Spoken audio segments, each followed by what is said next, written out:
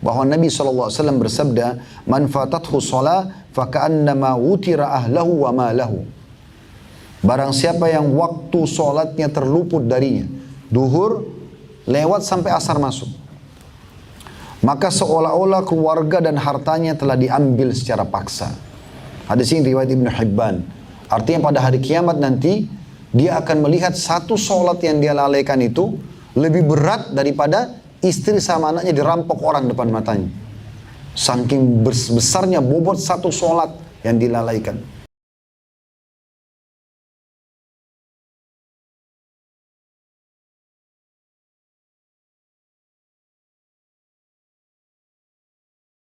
Assalamualaikum warahmatullahi wabarakatuh. Alhamdulillah, wassalatu wassalamu ala rasulillah. Segala puji dan puja kehadirat Allah subhanahu wa ta'ala, juga selawat dan taslim kepada Nabi besar Muhammad sallallahu alaihi wa ala alihi wa sahbihi wasallam. Bagi teman-teman yang mengikuti acara kami lagi live di YouTube, di Instagram, Facebook, kami lagi di rumah jabatan Bapak Wakil Bupati Takalar. Semoga Allah subhanahu wa ta'ala jaga selalu beliau.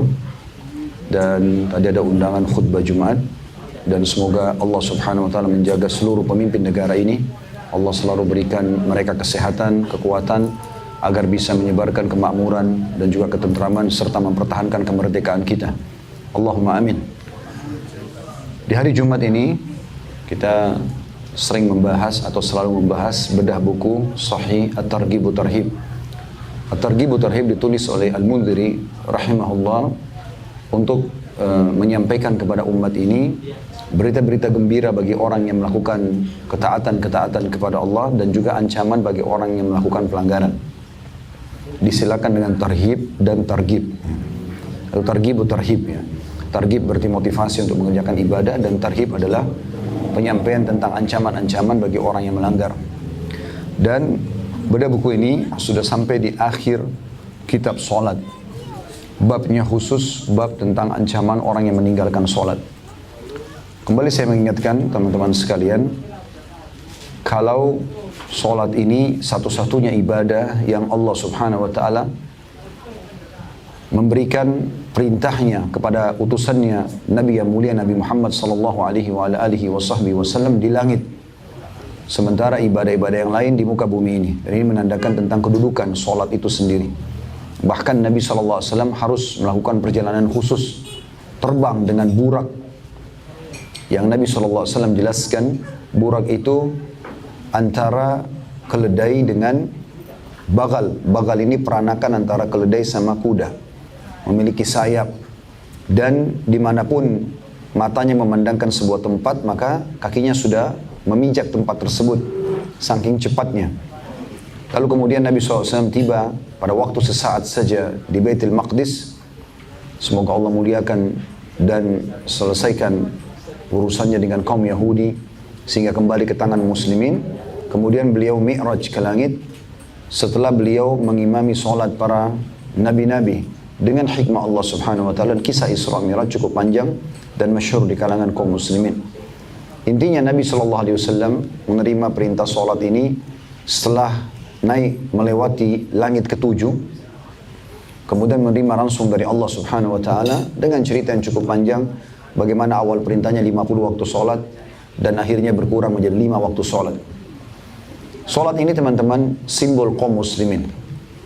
Bahkan tidak ada agama bagi orang yang tidak sholat. Percuma saja namanya Muhammad, Ahmad, Aisyah, Hafsah, tapi tidak sholat. Dan sholat ini bukan hanya sekedar gerakan dan bacaan, tapi dia adalah pembicaraan langsung seorang hamba dengan Tuhannya. Makanya dalam hadis-hadis yang sahih disebutkan, baginda Nabi SAW bersabda, kalau seorang hamba membaca dalam sholatnya Al-Fatihah, Alhamdulillahi Rabbil Alamin, segala puji bagi Allah Tuhan alam semesta, maka Allah menjawab langsung, mengatakan, Hamadani abdi, hambaku memujiku. Kemudian kalau hamba tersebut mengatakan Ar-Rahmanir Rahim, yang maha pengasih lagi maha penyayang, Allah juga mengatakan Athna alayya abdi, hambaku juga memuji-mujiku. Maliki yaumiddin, raja, penguasa hari kiamat. Maka kita pun pada saat membaca itu Allah menjawab Majadani abdi, hambaku mengagung-agungkan Engkau. Kemudian iyyaka na'budu wa iyyaka nasta'in, hanya kepadamu kami menyembah, hanya kepadamu kami minta tolong. Allah menjawab hadza li wa li 'abdi. Hanya kepadamu kami menyembah, Allah mengatakan hadza li, ini untukku, karena sesembahan hanya kepada Allah Subhanahu wa taala, tidak boleh pada pohon, pada kuburan, pada benda-benda yang makhluk. Hanya kepada Allah Subhanahu wa taala.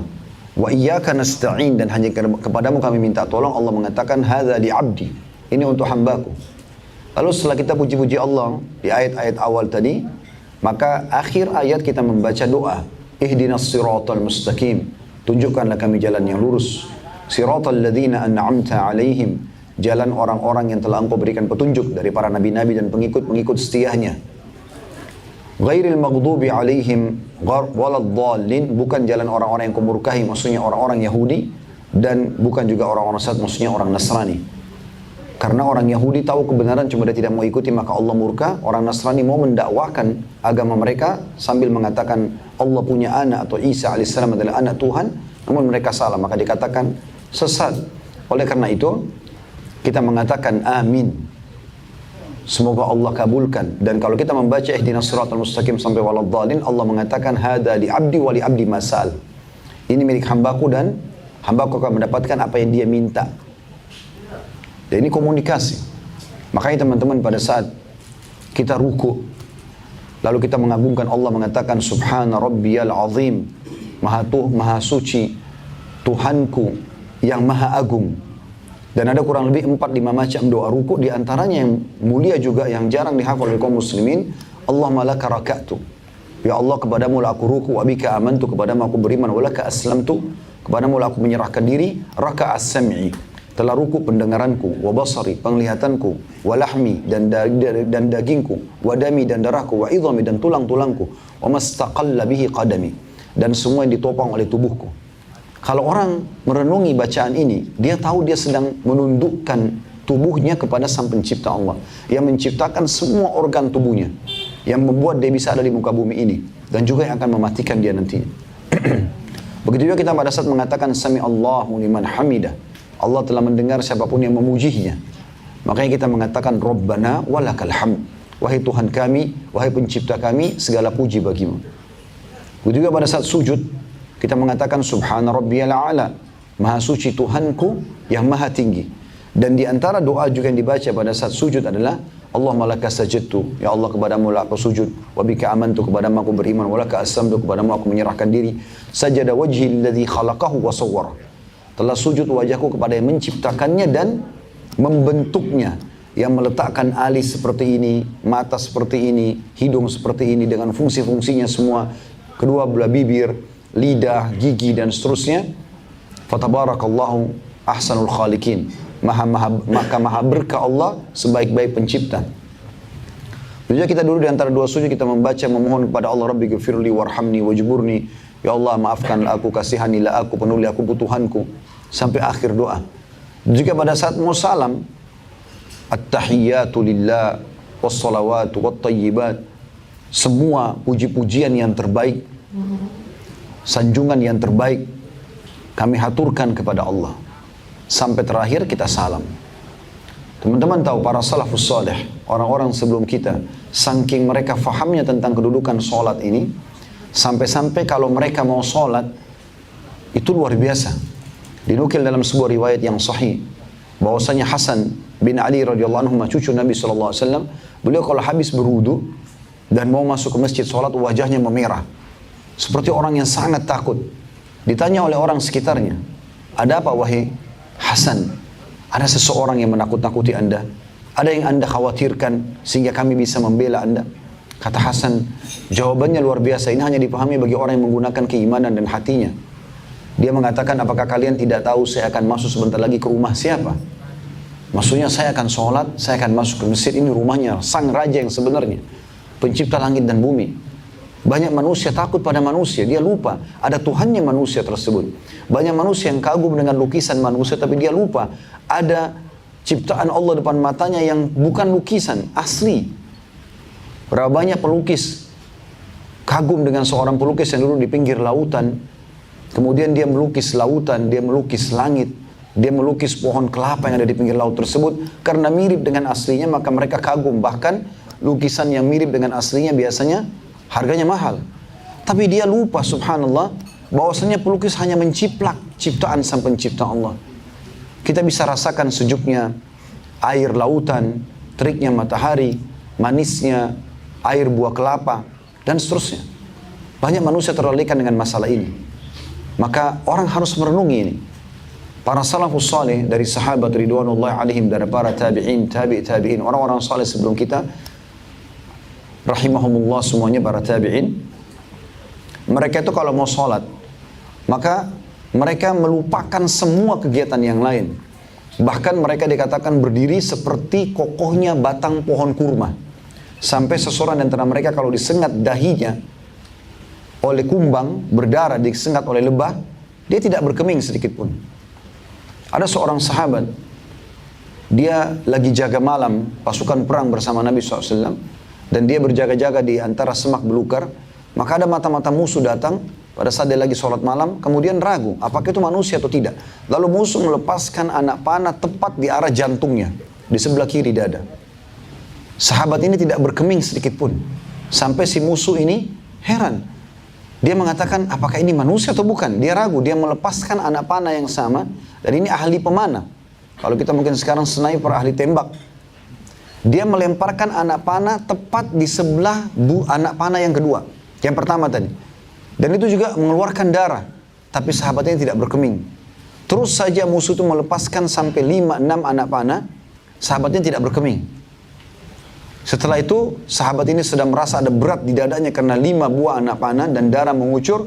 Maka dia pun ruku. Waktu dia ruku, maka musuh tersebut melarikan diri karena sudah tahu kalau ini manusia. Tapi 5 anak panah. Bukankah kita saat sekarang teman-teman sekalian cuma digigit nyamuk saja sudah sulit untuk konsentrasi sholat? Karena kita belum memahami makna sholat itu. Kita sedang komunikasi dengan Tuhan kita Allah subhanahu wa ta'ala. Berikan makna sholat itu. Berikan haknya. Dia bukan cuma gerakan saja. Bukan cuma bacaan. Ada sesuatu di situ. Komunikasi kita dengan Allah SWT. Absen kita kepada Tuhan kita Allah. Maka dijadikan antara sholat dengan sholat pembersihan dosa di antara keduanya. Karena memang kita melapor lagi kepada Allah. Dan selalu teman-teman sekalian usahakan pada saat dikumandangkan panggilan sholat. Hayya ala sholat, hayya ala falah. Kita selalu berada di paling depan. Supaya Allah SWT melihat kita memang berada yang paling pertama. Bukan selalu di belakang. Sampai kata Nabi SAW, Allah akan terus menerlambatkan rezeki, karunia kepada orang yang sengaja menerlambatkan softnya. Selalu malas, berada di belakang, tidak mau masuk ke dalam masjid. Padahal dipanggil oleh Allah SWT. Muadzin kan cuma perantara saja. Mereka cuma mengumandangkan hayya ala shalah, hayya al falah kena perintah syariat. Tapi yang panggil sebenarnya adalah Allah SWT. Karena orang Arab, orang hitam di Afrika, orang Melayu, orang Cina, ya Muslim kalau adzan sama, hayya ala shalah, hayya al falah. Ayo menuju mengerjakan sholat, ayo menuju kepada kemenangan, gitu kan? Maka ini teman-teman sekalian hal yang mesti difahami. Bagaimana sholat harus punya makna. Sisi yang lain, jangan pernah berpikir saudaraku seiman, ibadah yang kita lakukan terutama sholat itu dibutuhkan oleh Allah. Demi Allah, Allah nggak butuh dengan sholat kita. Allah nggak butuh dengan sedekah kita dan zakat kita. Allah tidak butuh dengan zikir kita. Allah tidak butuh dengan baca Quran kita. Allah tidak butuh haji dan umrah kita. Allah tidak butuh dengan sembelihan kurban kita. Allah tidak butuh semuanya itu. Allah menjadikan syariat itu untuk kita. Dalam hadis Bukhari, hadis Qudsi, Nabi SAW bersabda, Allah berfirman, hai hamba-hambaku, sungguhnya apapun yang aku perintahkan kepada kalian adalah amal yang aku perintahkan kalian, dan aku akan kembalikan hasilnya pada kalian. Kenapa banyak orang sholat teman-teman, dia tidak renungi. Dia hanya sekedar gerakan, yang penting sudah sholat. Sudah sholat, sudah. Dia tidak punya makna dalam sholatnya, dia tidak tahu. Kenapa? Karena dia anggap Allah itu Tuhan butuh dengan sholatnya. Allah nggak butuh. Kita berumur 500 tahun dan kita sholat 500 tahun, Allah tidak butuh dengan sholat itu. Keliru kalau kita faham Allah itu butuh. Seakan-akan kita cuma store kewajiban. Yang butuh sholat itu adalah kita. Kalau kita fahami seperti ini, kita akan menjaga sholat. Karena setiap sholat itu akan kita lihat hasilnya pada hari kiamat. Kata Nabi SAW, nanti akan ada orang hari kiamat menerima setengah pahala sholatnya. Ada orang yang menerima sepertiganya, ada seperempatnya, ada sepersepuluhnya. Dan ada yang tidak menerima pahala sholatnya kecuali seperti, menerima sholatnya seperti baju yang diremukkan, lalu dilemparkan ke wajahnya. Karena tidak ada khusyuk. Dari Allahu Akbar sampai salam, semuanya cuma mengkhayal. Semuanya tidak ada maknanya. Kalau Anda menghadap kepada seseorang yang Anda segani, dari pemimpin negara misalnya, bagaimana Anda akan menjaga sikap, bahasa, penampilan? Maka itu dengan manusia, bagaimana dengan Sang Pencipta Allah Subhanahu wa Ta'ala? Berikan makna solat kita, teman-teman sekalian, fahami. Dan Nabi SAW mengatakan, awal amal yang dihisab dari seorang hamba hari kiamat adalah solatnya. Kalau solatnya baik, beruntunglah dia. Riwayat lain akan membantu amal-amal yang lain. Kalau solat Anda sudah baik, maka secara otomatis akan membantu kekurangan ibadah yang lain. Dan kalau solatnya rusak, maka akan rugi dan celakalah dia. Riwayat lain akan mengganggu ibadah yang lain. Maka perlu diperhatikan masalah solat ini, teman-teman. Bukan hanya sekedar gerakan, bukan hanya sekedar menyelesaikan, tapi konsentrasikan, ikhlaskan niatnya. Sempurnakan wudunya, sempurnakan gerakannya, sempurnakan awal waktunya. Semuanya kita lakukan dengan baik. Dan kita harus fahami sekali lagi, solat itu kita yang butuh. Dan ini simbol Islam. Satu-satunya ibadah yang diperintahkan oleh baginda Nabi SAW untuk memukul anak kalau tidak lakukan adalah solat. Kata Nabi SAW, perintahkan anak kalian solat di umur 7 tahun dan pukul mereka di umur 10 tahun. Puasa tidak ada hadis seperti ini. Zakat, haji tidak ada seperti ini. Jihad tidak ada seperti ini. Tapi ini perintah syariat, disuruh pukul kalau tidak mau solat. Artinya awal yang kita ajarkan solat kepada anak-anak. Solat. Dan kita pun solat. Dan ingat teman-teman, bukan hanya sekedar setoran. Tapi kita butuh dengan pahalanya. Rugi waktu, energi yang kita keluarkan, tapi tidak ada nanti kita terima pahalanya. Karena hanya gerakan saja. Kalau pertanyaan muncul selanjutnya, bagaimana caranya supaya saya memahami sholat itu punya bobot? Bagaimana supaya saya khusyuk? Maka banyak kiatnya. Yang paling pertama, supaya Anda termotivasi mau menjaga ibadah. Semua ibadah, selain sholat pun sama. Baca janji Allah di ibadah itu. Mau mengerjakan ibadah apapun, baca janji Allah di situ. Misalnya, mau rajin sholat 5 waktu, on time, supaya tepat waktu di masjid, saf pertama bagi laki-laki misalnya, maka baca keutamaannya, ketik saja di Google, keutamaan sholat 5 waktu, keutamaan sholat di masjid, keutamaan saf pertama. Wahyu itu, ayat Al-Quran dan hadis Nabi SAW berbicara dengan hati manusia, kita akan tersentuh. Kita akan lakukan itu. Mau rajin sholat duha, mau rajin sholat tahajud, mau rajin sholat apa saja, maka baca keutamaannya. Kemudian juga, kalau mau sedekah, mau zakat, mau bakti sama orang tua, mau haji dan umrah, mau jihad, mau nuntut ilmu, semua punya keutamaan. Buku-buku hadis banyak. Bukan tidak asing seperti Riyadhus Shalihin, buku Imam Nawawi rahimahullah. Semua berisikan tentang keutamaan dan juga ancaman. Keutamaan bagi yang melakukan ketaatan dan ancaman bagi orang yang melakukan kedurhakaan. Seperti juga buku yang sedang kita bedah ini juga membahas tentang masalah itu. Motivasi yang besar bagi ibadah-ibadah agar kita kerjakan. Jadi kita perlu tahu janji apa yang Allah berikan kepada kita kalau kita kerjakan ibadah itu. Itu hak kita. Boleh. Ya. Boleh kita tanya, kalau saya sholat malam Allah kasih apa saya? Itu wajar, karena memang Allah yang menjanjikan. Kalau tertinggal sepertiga malam Allah turun ke langit bumi lalu Allah bertanya kepada para malaikatnya, siapa yang memohon ampun saya maafkan, siapa yang punya hajat saya penuhi, siapa yang minta tolong saya tolong. Berarti kan kita dapat sesuatu dengan sholat malam. Ada motivasinya. Semua ibadah ada motivasinya. Bahasa agamanya fadilah. Baca itu. Jangan pernah kerjakan ibadah teman-teman sebelum kita tahu keutamaannya. Dan itu dibaca 5-10 menit saja. Supaya kita tahu, oh saya dapat ini. Dan itu lebih membantu kita untuk khusyuk nanti. Kenapa orang mau sedekah besar? Karena dia tahu keutamaannya. Kenapa orang mau pergi haji ulang-ulang? Mengulang-ulangi umrah? Karena memang dia tahu keutamaannya. Maka dia ulangi. Orang yang tidak tahu keutamaannya hanya sekali sudah dia tidak akan kerjakan lagi.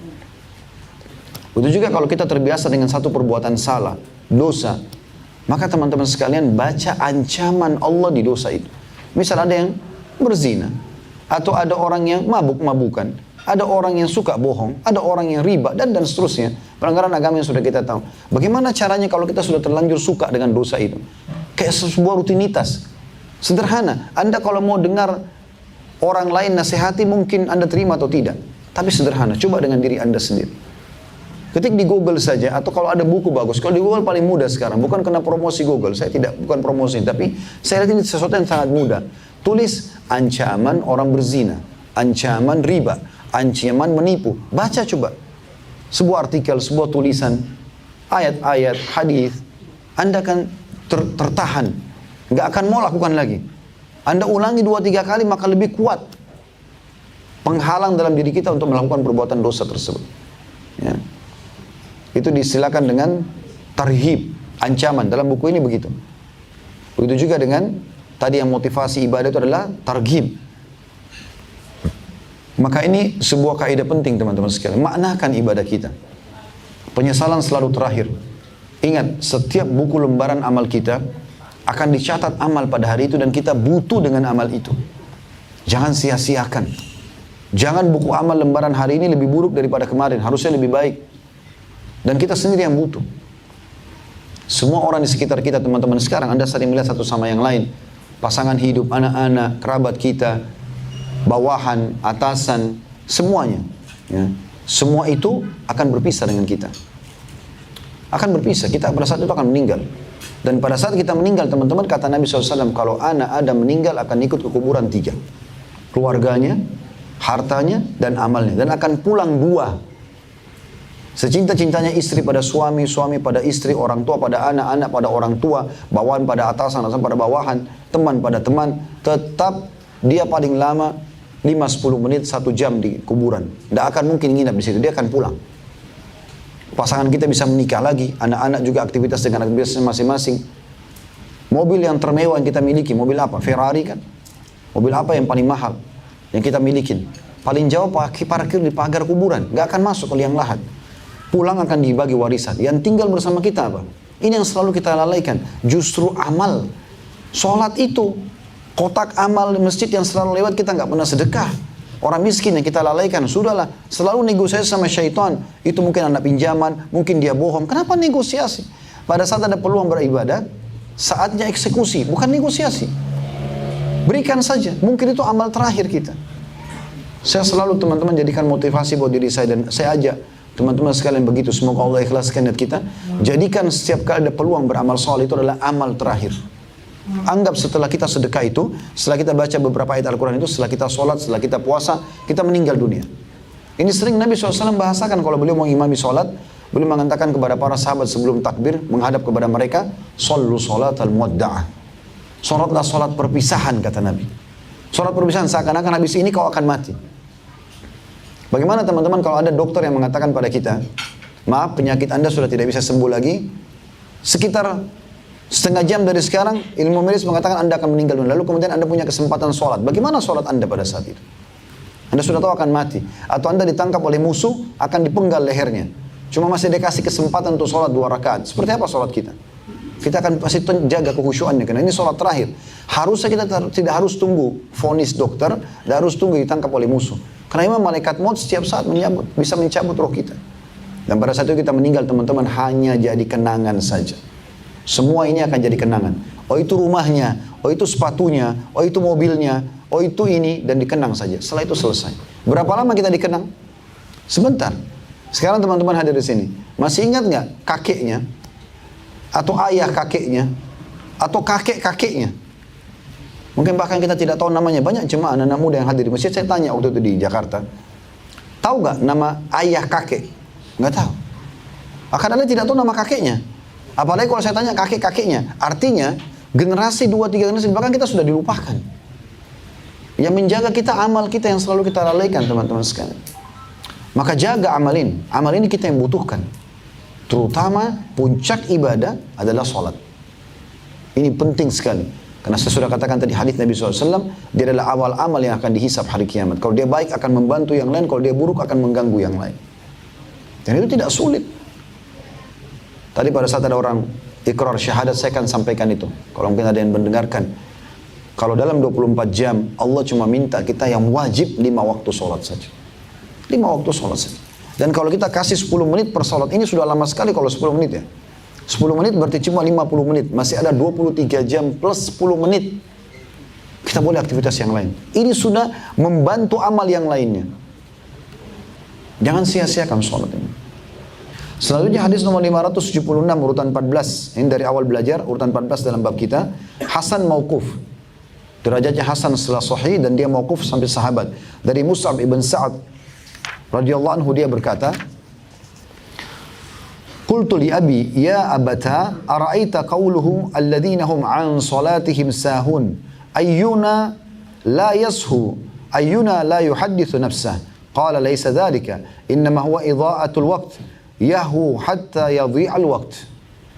Aku berkata kepada bapakku, wahai bapakku, bagaimana menurut anda tentang firman Allah Subhanahu wa taala, alladzina hum an salatihim sahun. Mereka orang-orang yang lalai dari salatnya. Siapa di antara kita yang tidak lalai? Anda tanya, siapa dari kita yang tidak berbicara dengan dirinya? Artinya sempat menghayal, memikirkan dan itu. Maka ayahnya menjawab, bukan itu yang dimaksud dengan ayat Al-Quran. Akan tetapi, ia adalah orang yang menyia-nyiakan waktu. Dia mempermainkan waktu hingga akhirnya habis dengan sia-sia. Jadi duhur, azan dia nggak sholat, ditunda sampai menjelang azan asar, baru dia mau buru-buru sholat. Itu diancam oleh Allah SWT. Dianggap sahun, orang-orang yang lalai dengan sholatnya. Kemudian hadis selanjutnya 577 dari awal belajar dan urutan 15 dalam bab kita dengan sanad sahih dari Naufal bin Muawiyah radhiyallahu anhu bahwa Nabi SAW bersabda, "Man fatathu shalah faka'annama wutira ahlahu wa malahu." Barang siapa yang waktu sholatnya terluput darinya, duhur lewat sampai asar masuk, maka seolah-olah keluarga dan hartanya telah diambil secara paksa. Hadis ini riwayat Ibnu Hibban. Artinya pada hari kiamat nanti dia akan melihat satu sholat yang dia lalaikan itu lebih berat daripada istri sama anaknya dirampok orang depan matanya. Saking besarnya bobot satu sholat yang dilalaikan. Berapa banyak orang yang lalai dengan masalah ini.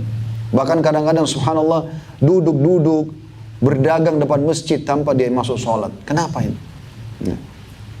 Ada masjid dekat rumah, pergi ke masjid teman-teman sekalian. Melangkah ke masjid.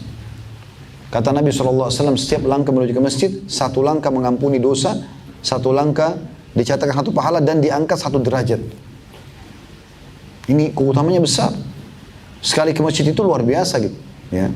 Luar biasa keutamanya. Ada doa keluar rumah, ada doa menuju ke masjid, ada langkah-langkah menuju ke masjid, ada kaki kanan masuk masjid dengan doanya, ada kaki kiri keluar dengan doanya, ada sholat qobliyah, ada doa di antara azan dan iqamah, ada keutamaan takbiratul ihram pertama imam, ada zikir habis sholat, banyak keutamaan. Ada doa mustajab antara azan dan iqamah. Banyak sekali keutamaan dalam satu sholat saja. Kenapa disia-siakan ini? Kenapa harus di rumah sementara ada masjid, ada rumah Allah? Datang ke rumah Allah, penuhi rumah-rumah itu. Itu akan menjadi saksi semua pada hari kiamat. Nabi SAW menyampaikan siapapun yang sholat di sebuah tempat akan menjadi saksi untuknya hari kiamat. Makanya kalau teman-teman lagi sholat di masjid, lihat ada orang habis sholat wajib, dia kadang-kadang sholat sunnah pindah tempat, itu biasa kena fahami sunnah itu. Karena dia tahu tempat itu akan jadi saksi hari kiamat, makanya dia bergeser, pindah tempat untuk mencari. Bukan pada saat zikir ya, pada saat mau sholat. Kalau zikir dianjurkan tidak pindah dari tempat itu. Karena kata Nabi SAW, siapa yang selepas sholat lalu dia tidak berbicara dengan orang di sebelahnya, tidak membatalkan wudunya dan tidak pindah dari tempatnya sambil berzikir, maka malaikat akan mendoakan Allahumma gfirhu, Allahumma arhamhu. Ya Allah ampuni dia, ya Allah rahmati dia. Itu kalau zikir. Tapi kalau sholat dianjurkan berpindah tempat. Hadis selanjutnya 578 dan ini urutan 16 dalam bab kita. Setahu saya ini adalah hadis yang terakhir dalam bab kita. Ini hadis yang cukup panjang. Ya, ini dalam penutupannya dengan sanad sahih nomor 578 dari awal belajar kitab ini, dan dengan ini kita menutup kitab ini insyaallah. Di Jumat akan datang kita akan lanjutkan di jilid 2 kitab ini. Artinya alhamdulillah kita sudah mempelajari 578 hadis yang berurut, dan kalau tidak berurut sudah lebih dari 600 hampir 700 hadis, karena dalam satu nomor biasanya ada beberapa riwayat. Urutan 16 dalam bab kita dengan sanad sahih dari Samurah bin Jundab radhiyallahu anhu. Beliau berkata, "Kana Rasulullah sallallahu alaihi wasallam mimma yukthiru an yaqula li ashabihi, hal ra'a ahadun minkum min ru'ya?" Qala fayaqussu alaihi ma syaa Allah an yaqus. Wa innahu qala lana dhata gadat, innahu atani al-lailata ithnani wa innahuma ibta'athani wa innahuma qala li intaliq wa inni intalaqtu ma'ahuma wa inna atayna ala rajulin muttaji'in wa idha akharu qa'imun alayhi bi sakhrah wa idha huwa yahwi bis sakhrati li ra'sihi fayathlagu ra'sa fayatadahdahu al-hajar fayakhudhu fala yarji' إليه حتى يصح رأسه كما كان ثم يعود عليه فيفعل به مثل ما فعل المرة الأولى. قال قلت سبحان الله ما هذان؟ قال لي انطلق. فأتينا على رجل مستلق كفاه وإذا آخر قائم عليه بكلوب من حديد وإذا هو يأتي أحد شقي وجهه فيشرشر شدقه إلى كفاه ومنخره إلى كفاه وعيناه إلى كفاه. Dalam kurung, قال ربما قال أبو رجاء فيشق، قال ثم يتحول إلى الجانب الآخر فيفعل به مثل ما فعل بالجانب الأول. قال فما يفرغ من ذلك الجانب حتى يصح ذلك الجانب كما كان ثم يعود عليه فيفعل مثل ما فعل المرة الأولى. قال قلت سبحان الله ما هذان؟ قال لي انطلق فانطلقنا فأتينا على مثل التنور. قال فأحسبه أنه كان يقول فإذا فيه لغة وأصوات. قال فاطلعنا فيه فإذا فيه رجال ونساء أورات فإذا هم يأتيهم لهو من أسفل منهم فإذا أتاهم ذلك اللهب ضوضوا. قال قلت ما هؤلاء؟ قال لي انطلق. قال فانطلقنا فأتينا على نهر حسبت أنه كان يقول أحمر مثل الدم وإذا في النهر رجل سابح يسبح وإذا على شط النهر رجل قد جمع عنده هجارة كثيرة وإذا ذلك السابح يسبح ما يسبح ثم يأتي ذلك الذي قد جمع عنده الحجارة فيفجر فاه فيلكمه حجرا فينطلق يسبح ثم يرجع إليه كلما رجع إليه فجر فاه فألقمه حجرا. قال قلت لهما ما هذان؟ قال لي انطلق. فانطلقنا فأتينا على رجل كريه المرأة فأكره ما أنت راء رجلا مرأة وإذا عنده نار يحشها ويسعى حولها. قال قلت لهما ما هذا؟ قال لي انطلق. فانطلقنا فأتينا على روضة مؤتمة فيها من كل نور الربيع وإذا بين الظهر الروضة رجل طويل لا أكاد أرى رأسه طولا في السماء وإذا حول الرجل من أكثر ولدان رأيتهم dalam kurung قد. قال قلت ما هذا؟ قال ما هؤلاء؟ قال لي انطلق. فانطلقنا فانتهينا إلى دوحة عظيمة لم أرى دوحة قط أعظم ولا أحسن منها. قال لي ارزقا فيها فارتقينا إلى مدينة مبنية بلبن ذهب ولبن فضة فأتينا باب المدينة فاستفتحنا ففتح لنا فدخلناها فتلقانا رجالا شطر من خلقهم كأحسن ما أنت راء وشطر منهم كأقبح ما أنت راء. قال لهم اذهبوا فقعوا في ذلك النهر. قال وإذا نهر معترض يجري كأنه ماءه المحض في البياض فذهبوا فوقعوا فيه ثم رجعوا إليه قد ذهب ذلك السوء عنهم فصاروا في أحسن الصورة. قال لي هذه جنة عدن وهذا منزلك.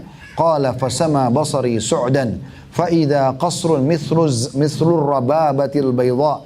قال لي هذا منزلك. قال قلت لهما بارك الله فيكما زراني فأدخلها.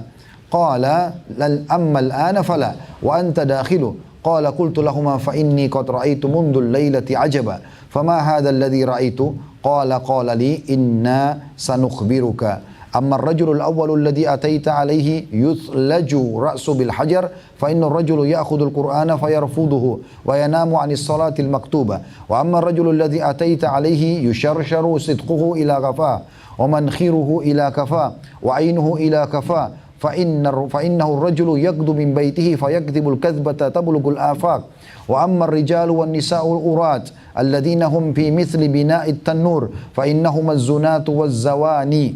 وأما الرجل الذي أتيت عليه يسبح في النهر ويلقم الحجر فإنه آكل الربا. وأما الرجل الكريه المرأة الذي عنده النار يحشها ويسعى حولها فإنه مالك خازن جهنم. وأما الرجل الطويل الذي في الروضة فإنه إبراهيم. وأما الولدان الذين حوله فكل مولود مات على الفطرة. faqala ba'dul muslimin ya Rasulullah wa auladul musyrikin. Faqala Rasulullah SAW wa auladul musyrikin. Wa ammal qawmul ladhina kanu syatrun minhum hasan wa syatrun qabih fa innum qawmun khalatu amalan salihan wa akhara sayyi'an tajawazallahu anhum. Ini hadis memang cukup panjang, tapi karena kita membedah buku maka saya bacakan semuanya. Kita akan dengarkan terjemahannya. Penutupan bab tentang ancaman solat, orang meninggalkan solat. Kata Nabi SAW di antara, atau para sahabat ini ya, di antara yang sering Rasulullah SAW katakan kepada para sahabatnya adalah, apakah salah seorang dari kalian ada yang bermimpi semalam? Lalu beberapa orang menceritakan mimpinya kepada beliau. Suatu hari beliau berkisah kepada kami. Jadi salah satu tradisi Nabi SAW, beliau kalau habis sholat subuh tanya, ada mimpi nggak? Nah kalau ada mimpi lalu beliau takwilkan mimpinya. Dan takwil mimpi tidak boleh sembarangan orang ya, harus ahlinya. Dan Nabi SAW kena utusan Allah maka beliau mentakwilkan mimpi tersebut. Nah satu hari, habis sholat subuh beliau menceritakan mimpinya. Beliau mengatakan, tadi malam, aku didatangi oleh dua orang malaikat. Keduanya mengajakku pergi. Lalu keduanya berkata kepadaku, bangkitlah. Maksudnya bangunlah. Aku pergi mengikuti mereka berdua, kata Nabi SAW. Kami mendatangi seorang laki-laki yang berbaring. Sementara di atasnya berdiri seseorang lagi dengan batu besar di tangannya. Tiba-tiba dia menghantamkan batu itu kepada kepala orang yang berbaring sampai kepalanya hancur. Lalu batu itu menggelinding. Dia mengambilnya lagi.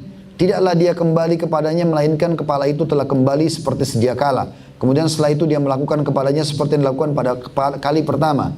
Maka Nabi SAW bersabda, aku berkata, Maha Suci Allah, siapa kedua orang ini? Kemudian kedua malaikat itu mengatakan, jalanlah dulu, pergilah dulu.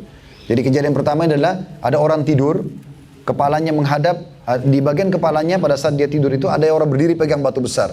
Yang pegang batu besar ini menghantam kepala orang yang sedang tidur tersebut lalu hancur. Batunya menggelinding, lalu orang yang menghantam itu mengambil batu tersebut. Pada saat dia ambil batu, kepala orang itu utuh lagi tadi yang hancur. Dia kembali lagi dihantam lagi, begitu terus. Maka Nabi SAW heran, siapa orang ini? Siapa kedua orang ini? Kenapa ada orang yang disiksa begitu? Kepalanya utuh, dihancurkan lagi begitu terus. Tapi malaikat bilang, pergilah dulu. Masih ada yang mau dilihatkan yang lain.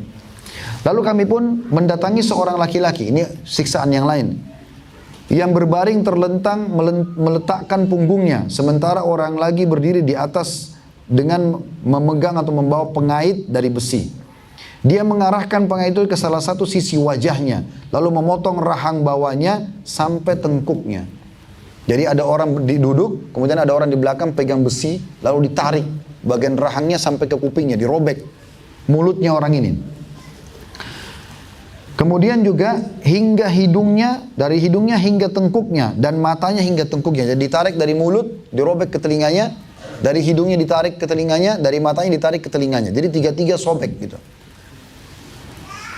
Kemudian perawi hadis berkata, mungkin Abu Raja mengatakan lalu membelah wajah orang itu. Sambung beliau, lalu dia pindah ke sisi lain. Jadi sisi kiri, kanan sudah disobek tiga-tiga, dari mulut ke tengkuk, ya, dari hidung, dari mata. Kemudian orang itu pindah ke sebelah kiri lagi, dirobek lagi dengan tiga sisi sama.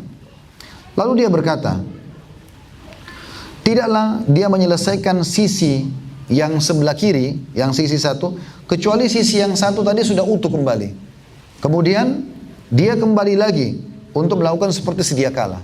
Kembali lagi sobek kanan, kembali lagi sobek sebelah kiri. Begitu terus, begitu ke sebelah kiri kanannya utuh, dirobek lagi. Begitu terus orang ini merasakan siksaan demikian. Kemudian dia kembali kepadanya dan melakukan seperti itu, seperti dilakukan di pertama kali. Lalu aku pun bersabda, aku pun berkata, kata Nabi SAW, Maha Suci Allah, siapa orang atau kedua orang ini? Kedua malaikat itu berkata kepadaku, jalanlah dulu, jalanlah dulu. Jadi ini kasus yang kedua. Ini kasus yang kedua. Kasus yang pertama tadi orang tidur dihantam kepalanya sampai hancur. Kasus yang kedua disobek di tiga sisi, mulut, hidung dan matanya ke tengkuknya, kanan dan kiri. Kemudian kami berangkat. Kami mendatangi sebuah tungku api yang besar. Ternyata terdengar dalamnya teriakan dan suara-suara histeri. Lalu Nabi SAW bersabda, kami menengok ke dalamnya, ke dalam tungku yang besar itu, tempat pembakaran. Ternyata isinya adalah kaum laki-laki dan wanita yang telanjang. Tiba-tiba kobaran api datang kepada mereka dari bawah mereka. Jika kobaran api datang kepada mereka, mereka berteriak histeri ketakutan. Beliau bersabda, kepada para malaikat, siapa mereka ini? Lalu kedua malaikat mengatakan, pergilah, pergilah. Ini golongan yang ketiga yang disiksa, yaitu laki-laki dan perempuan telanjang berada di dalam sebuah tungku yang besar. Di tengah-tengah tungku itu ada api yang keluar membakar mereka, lalu kemudian masuk lagi. Mereka hangus, lalu diutuhkan lagi, lalu dibakar lagi, begitu terus. Lalu Nabi SAW bersabda, lalu kami berangkat, kami mendatangi sungai. Menurut perawi hadis, warnanya merah seperti darah. Tiba-tiba di sungai itu terdapat seorang perenang yang sedang berenang. Dan di tepi sungai terdapat seorang laki-laki yang telah mengumpulkan banyak sekali batu. Jika perenang itu telah berenang sesuai dengan keinginannya, maka dia menepi menghampiri laki-laki yang telah menumpuk batu tersebut. Jadi ada orang berenang di sungai darah, di ujung sungai itu ada orang yang sedang berdiri, memegang batu. Orang yang sedang berenang pasti ke sana. Dia mau tidak mau, harus ke sana. Lalu dia datangi orang yang telah mengumpulkan batu yang banyak tadi. Lalu dia pun membuka mulutnya, lalu dia menjajali dengan batu tersebut. Lalu dia pergi berenang kembali seperti semula. Setiap kali dia menghampirinya, dia membuka mulutnya lalu dijajali dengan batu. Aku berkata kepada dua malaikat tersebut, siapa kedua orang ini? Siapa yang berenang di laut darah dan siapa yang berdiri di pinggir sungai tersebut yang memasukkan batu di mulut orang itu? Maka malaikat mengatakan, jalanlah dulu, jalanlah dulu. Ini kejadian yang selanjutnya.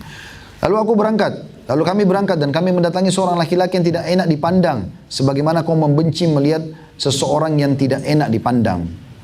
Ternyata dia mempunyai api, dia menyalakannya dan menjaga sekelilingnya. Beliau bersabda, aku berkata kepada kedua malaikat, siapa ini? Maka keduanya mengatakan, jalanlah dulu, jalanlah dulu. Lalu kami pun pergi, kami mendatangi kebun dengan pohon yang rindang. Di sana terdapat sebuah bunga musim semi. Ternyata di tengah-tengahnya, tengah-tengah kebun itu terdapat seorang laki-laki yang sangat tinggi.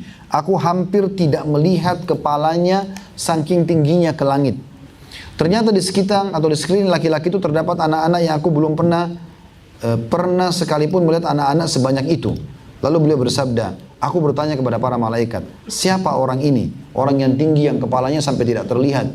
Dan siapa mereka? Anak-anak kecil yang banyak di sekitarnya. Maka kedua malaikat itu berkata, jalanlah dulu, jalanlah dulu. Atau ayo pergi, ayo pergi. Lalu kami pun pergi, kami mendatangi pohon rindang, lagi besar. Aku tidak pernah melihat pohon rindang yang sebesar dan seindah itu. Lalu beliau bersabda, kedua malaikat itu berkata kepadaku, panjatlah. Maka kami pun naik ke kota yang dibangun dengan bata emas dan bata perak. Kami mendekat ke pintu kota, kami minta agar pintu dibuka. Dan ia pun dibuka untuk kami. Kami masuk, kami disambut oleh beberapa laki-laki yang separuh tubuhnya sebagus apa yang kamu lihat, maksudnya yang sangat indah, dan separuh lagi seburuk yang kamu biasa lihat. Lalu beliau bersabda, kedua malaikat yang bersamaku kemudian berkata kepada mereka, pergilah dan masuklah ke dalam surga, masuklah ke dalam sungai itu. Ternyata di sana ada sungai yang membentang, yang mengalir, seakan-akan airnya putih total. Mereka pergi ke sungai itu dan masuk ke dalamnya. Kemudian kembali kepada kami sementara keburukan mereka telah lenyap. Sehingga mereka sekarang berada dalam bentuk yang paling bagus. Jadi tadi begitu masuk di dalam kota ini ada orang yang buruk dan ada orang yang tampan. Nah yang buruk ini tiba-tiba setelah mereka pergi ke sungai itu jadi bersih dan tampan. Ikut dengan yang lainnya gitu. Maka Nabi SAW bersabda, kemudian keduanya berkata kepadaku, ini adalah surga Aden. Salah satu bentuk nama surga adalah Aden. Ya. Dan ini adalah istanamu. Maka aku pun berkata, pandanganku bergerak naik. Tiba-tiba aku melihat istana seperti awan putih. Lalu keduanya berkata kepadaku, para malaikat, ini adalah istanamu. Lalu beliau bersabda, aku berkata kepada mereka berdua, para malaikat, semoga Allah memberkahi kalian berdua. Izinkan aku masuk ke istanaku. Maka kedua malaikat itu mengatakan, kalau sekarang belum boleh, namun kau pasti akan memasukinya kelak. Lalu beliau pun bersabda, aku berkata kepada keduanya, sesungguhnya aku benar-benar telah melihat kejadian sejak yang sangat aneh pada malam ini. Apa yang aku lihat ini? Tolong jelaskan. Maka keduanya pun mengatakan, kami akan memberitahukan kepadamu. Nah sekarang ini penutupan hadits adalah menjelaskan tentang jenis siksaan tadi. Maka malaikat ini keduanya berkata, adapun laki-laki pertama yang kamu datangi yang dihantam kepalanya dengan batu, dia tidur lalu ada orang di atas kepala dia menghantam dengan batu, sesungguhnya dia adalah laki-laki yang menghafal Al-Quran atau beberapa ayat Al-Quran, lalu menolak ajarannya, dan dia tidur lalai dari sholat fardu. Ini saya saksi bahasan kita. Jadi orang yang tadi tidur, kemudian dihantam dengan batu besar kepalanya, sampai hancur, batunya gelinding, lalu diambil batu itu lagi oleh orang yang menghantamnya, kepalanya sudah utuh, dihantam begitu terus. Ini adalah orang yang melalaikan sholat 5 waktu. Adapun laki-laki yang kamu datangi, sementara rahang bawahnya dipotong, ketengkuk, hidungnya ketengkuk, matanya ketengkuk, maka dia adalah seorang laki-laki yang berangkat dari rumahnya, lalu dia berdusta dengan dusta yang memenuhi cakrawala. Sekarang orang suka begitu, berita hoax, ya, mengacaukan masyarakat, mengacaukan negara, mengacaukan dirinya sendiri, menyebar isu-isu yang tidak benar. Ini bahaya, bohong. Di zaman sekarang ini lebih berat ya. Zaman dulu itu orang kalau mau gosip, mau bohong, dia cuma bisa orang-orang sekitarnya. Lama baru tersebar ke satu kotanya. Kalau sekarang satu dunia bisa dalam hitungan menit. Maka harus hati-hati. Ya, ini bahaya sekali hukumannya. Ini dirobek mulutnya, matanya dan hidungnya nanti disiksa gitu kan. Adapun laki-laki dan perempuan yang telanjang yang berada di dalam bangunan seperti tungku yang dikejar oleh api adalah kaum laki-laki dan perempuan yang pezina. Ini dibakar mereka. Adapun laki-laki yang kamu datangi sementara dia berenang dan disuapi dengan batu mulutnya adalah pemakan riba. Adapun laki-laki yang tidak enak dipandang yang ada di samping api, di mana dia menyalakannya dan menjaga sekelilingnya, dia adalah malaikat Malik, penjaga neraka jahanam. Ya, jadi kalau Jibril, kepala para malaikat, ya, kemudian kalau penjaga neraka Malik, dan ada malaikat yang lain Zabaniya, para penjaga penjaga neraka itu. Adapun laki-laki yang berbadan tinggi di kebun, yang tidak nampak kepalanya karena tingginya ke langit, itu adalah Nabi Ibrahim. Dan anak-anak yang ada sekelilingnya, mereka adalah semua bayi yang mati di atas fitrah. Maksudnya meninggal dalam keadaan orang tuanya Islam, ya, belum balik. Perawi berkata, lalu sebagian kaum muslimin bertanya, ya Rasulullah, bagaimana dengan anak-anak orang musyrik yang meninggal sebelum balik?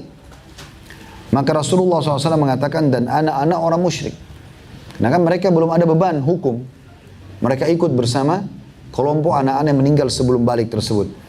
Adapun kaum laki-laki yang setengahnya bagus dan setengahnya buruk, maka mereka adalah kaum yang mencampur adukan antara amal baik dan amal buruk. Lalu Allah memaafkan mereka dengan cara dimasukkan ke dalam sungai. Saksi bahasan kita dari hadis yang panjang ini teman-teman sekalian adalah golongan pertama yang Allah Subhanahu wa taala hancurkan kepala mereka karena mereka melalaikan salat fardu. Salat fardu. Saya tutup teman-teman sekalian dengan hadis yang mulia. Ini sering saya ingatkan hadis ini untuk melihat dan menggambarkan mudahnya Islam.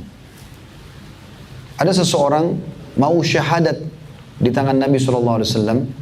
Dia datang ke masjid Nabi. Nabi waktu itu lagi muttaki. Muttaki itu lagi sandar dengan sikunya dan kaki beliau melonjor. Lagi duduk santai dengan para sahabat. Orang ini datang lalu mengatakan, siapa Muhammad di antara kalian? Maka kata Nabi SAW, saya. Maka orang ini langsung mengatakan, ini sebelum dia syahadatin. Dia mengatakan, saya ingin tanya, wahai Muhammad, apakah Allah yang memerintahkan kepadamu untuk mengajarkan kepada kami 2 kalimat syahadat? Maaf, dia bilang begini dulu. Siapakah yang meninggikan langit? Kata Nabi SAW, Allah. Siapa yang menghamparkan bumi? Kata Nabi SAW, Allah. Siapa yang menurunkan hujan? Kata Nabi SAW, Allah. Kata orang itu, saya menanyakan kepadamu atas nama Allah yang meninggikan langit, menghamparkan bumi, ya, bukan menurunkan hujan, ya, menancapkan gunung-gunung. Apakah Allah memerintahkan kau untuk menyampaikan kepada kami agama ini? Syahadat. Kata Nabi SAW, iya. Lalu orang itu bilang, saya menanyakan lagi kepadamu, hai Muhammad, atas nama Allah meninggikan langit, menghamparkan bumi, menancapkan gunung-gunung. Apakah Allah memerintahkan kau untuk memerintahkan kami mengerjakan sholat 5 waktu? Kata Nabi SAW, iya. Orang itu ulangi lagi. Saya menanyakan lagi kepadamu atas nama Allah yang meninggikan langit, menghamparkan bumi, menancapkan gunung-gunung. Apakah Allah memerintahkan kau untuk menyampaikan kepada kami untuk mengeluarkan harta dari orang kaya kami kepada orang miskin kami? Zakat. Kata Nabi SAW, iya. Lalu dia tanya lagi, saya tanyakan lagi kepada Muhammad atas nama Allah meninggikan langit, menghamparkan bumi, menancapkan gunung-gunung. Apakah Allah memerintahkan kau kepada kami untuk memerintahkan kami berpuasa sebulan Ramadan?